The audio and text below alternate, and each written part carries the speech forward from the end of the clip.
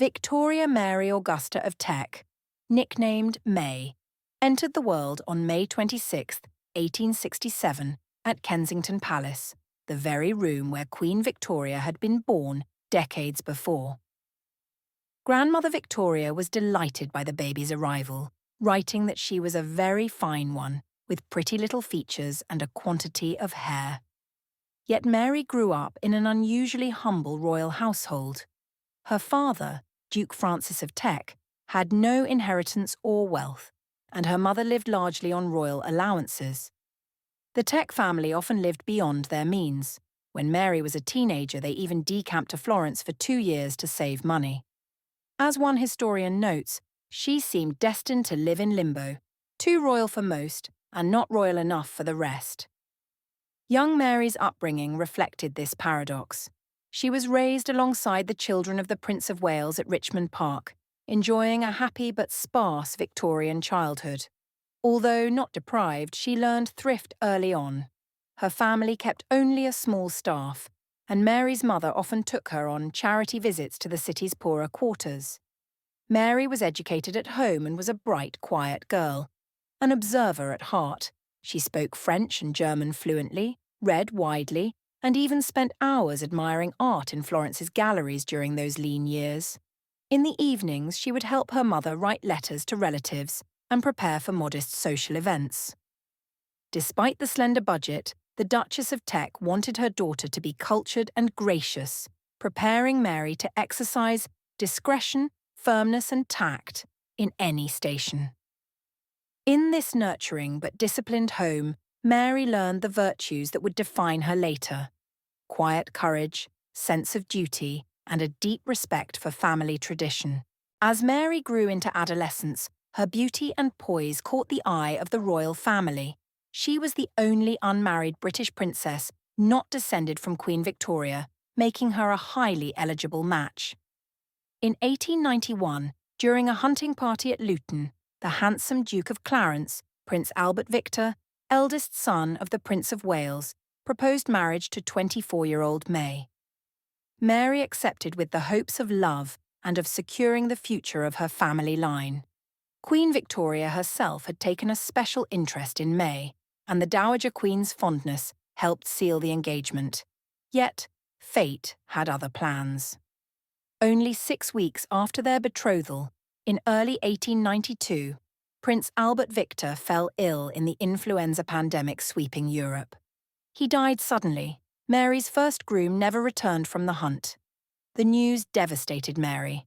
By Victorian custom, she had prepared herself to be a princess, and now that dream was shattered. According to later accounts, Mary had not been passionately in love with Albert Victor at first. She viewed him more as a kind and dutiful choice than a romantic ideal, but she was nonetheless heartbroken when he died. His passing robbed her not only of companionship but of any significant dowry or prospect of marriage, closing off the narrow paths open to a woman of her standing. In mourning, she withdrew from society for months, holding her head high in public, but allowing few to see her grief. Unlike many Victorian marriages arranged by family, this engagement had carried genuine expectation for Mary. The end of it left a poignant void and steeled her resolve. She vowed to bear the loss with stoicism, a trait her son would later describe as invincible virtue and correctness. In that period of mourning, Mary found an unexpected comfort. Albert Victor's younger brother, Prince George, Duke of York, began to spend time with her under Queen Victoria's guidance. The two young widowed cousins shared their sorrow and soon grew close. In May 1893, George proposed marriage to Mary. She accepted, and within weeks she found herself deeply in love with her future husband. They wed on the 6th of July 1893 in the Chapel Royal at St James's Palace. In an uncharacteristically warm pairing for a royal match of the era, both George and Mary genuinely cherished each other's company. Prince George, who had never known a mistress, unlike his father, began to write to May every single day they were apart, a devotion recounted in royal letters. In private correspondence, he spoke of her quick wit, wisdom beyond her years, and a steady calm that balanced his more exuberant nature. Mary, for her part, took pleasure in George's love. Friends said she blossomed in the comfort of true affection, admiring how he treated their marriage as a partnership of equals. The young couple set up their first home at York Cottage on the Sandringham estate, a surprisingly modest royal retreat despite George's status. George, who preferred simplicity, delighted in cooking for Mary in their snug kitchen and walking with her in the Norfolk woods. In this cosy life far from court pomp, Mary felt secure. She even joined George in touring their royal connections. Within a year, they undertook a worldwide tour of the empire, visiting Canada, Australia, South Africa, and beyond. Mary handled these duties with grace, always by her husband's side. Through letters and later recollections, it is clear their marriage was a success. According to later historians, they were soon deeply in love, and their marriage was a success. This union would last over 50 years, anchored by a true devotion that Mary rarely displayed in public. Marrying the Duke of York introduced Mary to the highest tiers of royal life. Already from childhood, she had enjoyed a friendly bond with Queen Victoria. The Queen had praised Mary as an infant, and even after the breakup of the first engagement, continued to regard Mary as a fitting future queen. Under Victoria's reign, Mary, now styled the Duchess of York, spent time at Balmoral and Windsor. She made a point of showing respect and courtesy to her grandmother-in-law, Queen Victoria, who had been such a benefactor.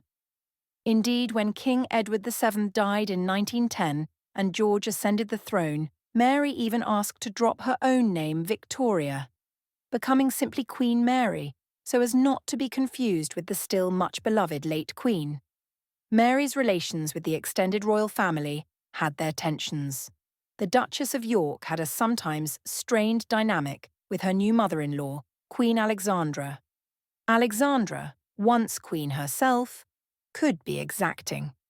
Soon after Edward's death, she insisted on standing as the most senior royal at the funeral, and even lingered in Buckingham Palace long after her son's accession, delaying the new monarch's takeover of the household. Alexandra's small requests for treasures did not always translate peacefully. At one point, she retained some jewels that by custom should have passed to Queen Mary. Mary handled these incidents with dignity. When a corner of competition threatened their relationship, Mary chose to meet her mother-in-law with patience and tact. Over time, they settled into an accommodation. On one memorable occasion, Alexandra stepped aside to allow Mary to enjoy a boating party in peace, marking a quiet truce between them. Meanwhile, Mary took on the public duties of a princess, and later queen, with diligence. As Duchess of York, she presided over banquets, supported charities, succeeding her own mother in patronage of a London needlework guild, and dutifully travelled with George.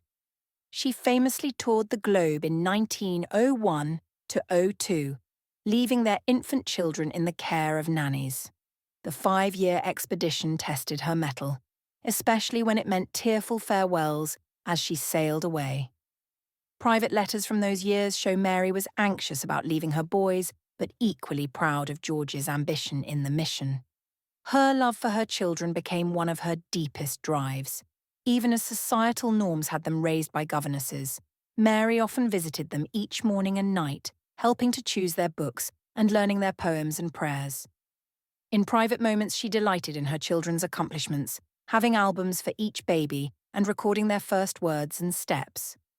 Although she maintained a composed facade before the world, Mary's parents' instincts were unmistakable in how carefully she protected her children from scandal or hurt.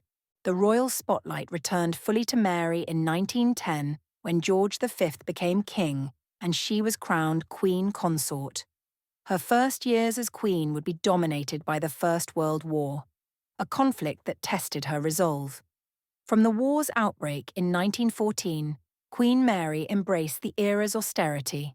Buckingham Palace itself went on a strict ration. Mary insisted the royal kitchens cook on military rations and that uniforms be salvaged rather than replaced. She visited military hospitals regularly, offering comfort to wounded servicemen and even singing to them at times. These efforts were strenuous. Court reports say the Queen felt great emotional strain from witnessing the war's toll. Though she rarely complained, her private letters hint at weariness from long days of duties and fundraising for wounded soldiers. She organised the Crown Princess of Sweden, her cousin, to carry letters to her aunt still in Germany, and throughout stood as a symbol of perseverance on the home front. Behind the scenes, the war brought tragedy to her own family. In 1919, just months after the armistice, her youngest son, Prince John, collapsed and died suddenly at age 13 from a seizure. John had suffered epilepsy quietly in Sandringham, largely away from the public eye, and his death broke Mary's heart. In diaries later published from her papers, Queen Mary recorded the loss in simple, broken terms. Our poor darling little Johnny had passed away suddenly. The first break in the family circle is hard to bear, but people have been so kind and sympathetic, and this has helped us much. The King and Queen, consoled by public sympathy, allowed few tears in front of staff, but their friends remembered seeing Mary clutching George's arm, her normally steady eyes welling up with grief. Above all, Mary's identity was shaped by her role as a mother. Between 1894 and 1905, she bore 6 children: Edward, later Edward VIII, Albert, later George VI, Mary, Princess Royal, Henry, George, and John. York Cottage, once her simple retreat, often felt full with bouncing young princes and a princess in training. Like many upper-class families of the time, Mary and George employed nannies to care for the children. In fact, Mary dismissed 2 nannies for cruel behaviour before installing the beloved Charlotte Bill as governess. Even so, Mary remained closely involved. Each evening she would visit the nursery to kiss the little ones goodnight, and each morning she recorded their meals and milestones in nursery logs. She taught Mary how to sew, played games with Henry, and quizzed Albert on geography, all while balancing the demands of court. Her diaries often remark on her children's progress and health. One survives in which she meticulously notes Edward's first steps and Albert's first words as if they were royal proclamations. Mary's family life had its tender moments. Despite the impression of austerity, she delighted in making home warm. Her eldest son later recalled the peace of bedtime with her. Her soft voice, her cultivated mind, the cosy room overflowing with personal treasures were all inseparable ingredients of the happiness associated with this last hour of a child's day. Such was my mother's pride in her children. Each child had an album Mary kept, filled with newspaper clippings and postcards marking every little victory. A first cricket match, a prize at school, a fine drawing on their report card. When they fell ill, Queen Mary always insisted they nurse in her own suite, where a nurse and mother could care for them. Her children rarely needed her to raise them, but they often needed her comfort and encouragement. Mary had a gentle way of soothing upset. She often remarked that one tear from a child's eye felt heavier than all the pomp of the court. Yet the closeness also bred complications, especially with Edward and Albert, Bertie, as they grew older. Edward VIII had a mercurial temper and a restless spirit. In public, he sometimes admired his mother's learning and grace, but privately, he felt suffocated by duty. In candid letters to his wife Wallis decades later, Edward described his feelings with painful clarity. He wrote that his childhood warmth toward Mary, thinking of her voice and cosy room, turned to a sense of puzzlement in adolescence, for his mother could be so hard and cruel towards her eldest son. In simple terms, Edward struggled to understand why a mother so kind could sometimes appear distant and demanding toward him, her firstborn. The truth lay partially in Mary's own upbringing. Just as her father had been inured to sacrifice, so Mary had always believed that duty must come first. Edward later recalled that Mary had been taught to put duty before everything else in life. In that framework, a monarch's comfort or passions were secondary to the stability of the realm. When Edward contemplated giving up his throne to marry for love, he knew he was confronting this very principle in his mother. In the aftermath of abdication, Mary quietly aligned herself with her second son. She became the first British Dowager Queen to attend her son's coronation when George VI took the throne, a symbolic passing of the torch. To the public, she showed a steady figure at the relief services and gatherings for the new king. To her children, she was a pillar of encouragement. Ever the matriarch, Mary kept the household's spirits up. When young Princess Elizabeth struggled with her first radio broadcast, Mary patted her hand and said, "We have no fear for you. You will be a great queen." Words that would echo back at her nearly 2 decades later. By 1936, Mary had witnessed 2 world wars and more upheavals than most reigning monarchs. When her eldest son threw the kingdom into crisis by choosing love over crown, Mary of Teck faced her greatest personal dilemma. Deeply conservative and devout, the Queen Mother believed strongly in the divine right and sacramental vow that bound a monarch to duty. Mary was devoted to tradition. She once told an aide that divorce was antithetical to both morality and church, which made Edward's plan to marry a twice-divorced American scandalous in her eyes. Family letters from the time show Mary quietly urging Edward to reconsider. In conversation, she gently but firmly repeated the lessons of her own upbringing, the values memorized since childhood. "I have always been taught, dear boy, that duty comes first." Edward, whose conscience warred with his heart, listened attentively but remained resolute.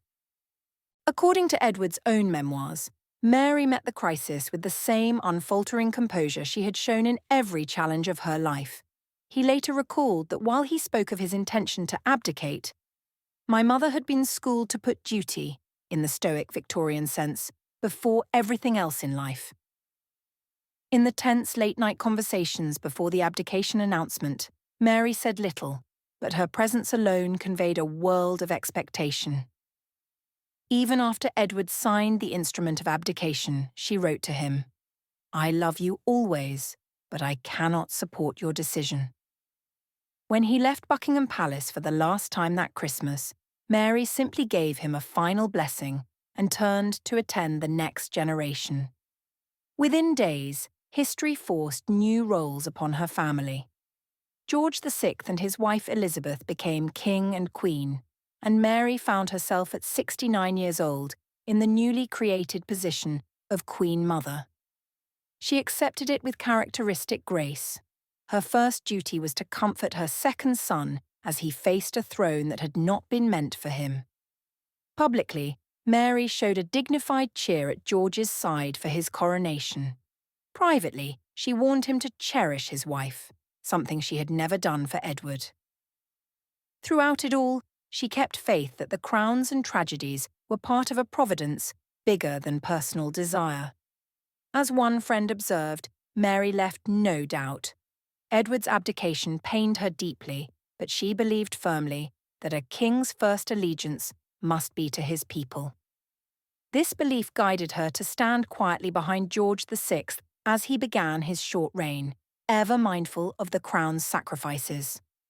When World War II erupted in 1939, Queen Mary was well into her 70s. London's streets emptied as bombs fell, but she remained a commanding presence. She inspected munitions factories, took charge of an official scrap metal drive, and even gave lifts to soldiers hitchhiking on country roads. Though years had silvered her hair and creased her face, Mary's resolve had not dimmed. She continued to correspond with wartime heads of state, offered her residence to evacuees, and encouraged the nation's spirit with public appearances whenever possible. The war also brought new personal sorrows. In 1942, one more tragedy struck her family. Her son, Prince George, Duke of Kent, was killed in an air crash while on active service. George was 39, a cheerful prince who had often joined Mary on family outings. His loss came as a shock even after so many years of saying goodbye. Mary quietly mourned this son as she had all the others, keeping her tears private. Friends recalled that even the news of victory in Europe did not lift Mary's spirits. The cost had been too high. 5 years later, when the war ended and London celebrated liberation, Mary allowed herself a rare smile as she returned to Marlborough House. She was frail but still addressed crowds with unwavering dignity. In these later years, Mary reflected privately on how much she had lost. At the age of 85 in 1952, she had now buried her third son, King George VI himself, and only 2 of her 6 children remained. On hearing of his death, Mary quietly confided to a niece, "I have lost 3 sons through death, but I have never been privileged to be there to say a last farewell to them." The remark cut to the bone. She meant that neither John nor the Duke of Kent nor her beloved George had died with her at their side in their final moments. During those final peaceful years in the early 1950s, Mary spent quiet days reviewing family albums, working with charities, and lingering by the fireplace at Sandringham, reading letters from her grandchildren. Even when she finally passed away on March 24, 1953, just weeks before the coronation of her granddaughter Elizabeth II, she did so with the same stoic grace she had shown all her life. As the New York Times would later eulogize, Mary of Teck died the last of the English queens who had known Queen Victoria and the old ways of court and country.